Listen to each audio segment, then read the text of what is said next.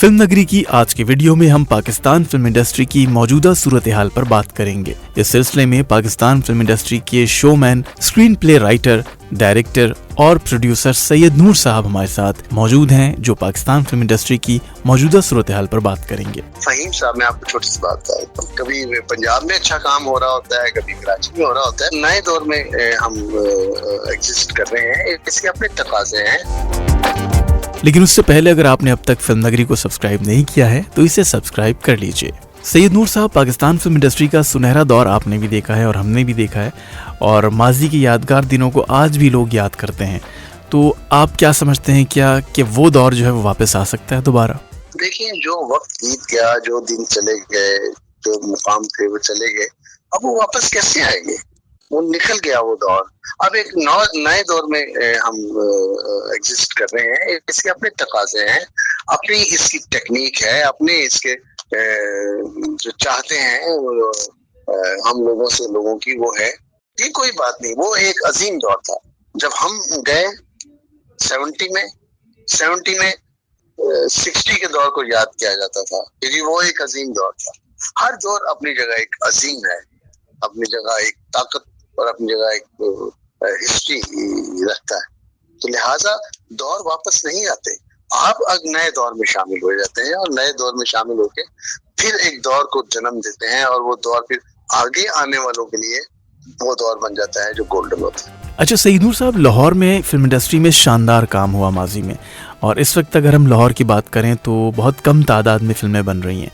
कराची में भी कुछ फिल्में बनती हैं जिन्हें हम ज़्यादा बेहतर तौर पर कहें तो ओकेजनली फिल्में बनती हैं, इवेंट्स पर फिल्में रिलीज़ होती हैं और बहुत कम तादाद है उन फिल्मों की भी। तो आप किस तरह देखते हैं कि मौजूदा दौर में जो कराची में फिल्में बन रही हैं और टीवी के ही जो अदाकार हैं वो हमें फिल्मों में नजर आते हैं? नहीं, कराची देखें, उस दौर में भी, पुराने दौर की अगर आप बात करें तो ईस्टर्न स्टूडियो, मॉडर्न स्टूडियो, कमाल साहब, वहीद मुराद साहब, इकबाल अख्तर साहब, परवेज मलिक साहब, सब लोग कराची में काम करते थे।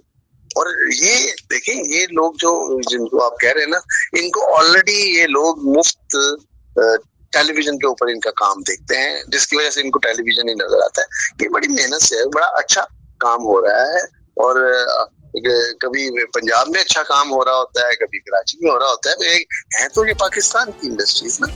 ठीक, लेकिन सैयद नूर साहब, एक चीज़ जो मिसिंग है कराची की मूवीज़ में, उस पर मैं स्पेशली आपसे बात करना चाहूँगा, और वो है स्क्रीन प्ले की कमी हमें नज़र आती है। फिल्म में फिल्म वाली फील हमें नज़र नहीं आती। इसकी क्या वजह आप समझते हैं? फहीम साहब, मैं आपको छोटी सी बात बताता हूँ। Film is a larger than life medium.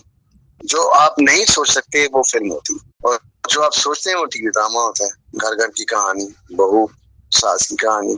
और जो सिनेमा है वो है जो किरदार भी आप लेके आते हैं। नूरी नत का किरदार लेके आते हैं तो वो कभी आया नहीं। मैं डाकू रानी लेके आता हूँ तो वो कभी आया ही नहीं। मैं अगर घूंघट में शान को लेके आया हूँ तो शान इस रोल में कभी आया ही नहीं। समझे आप? तो जब तक ये लोग फिल्म को लार्जर देन लाइफ करके नहीं लाएंगे तो लोग सेटिस्फाइड नहीं होंगे फिल्म देखने वाले, जिनका मिजाज बन चुका है।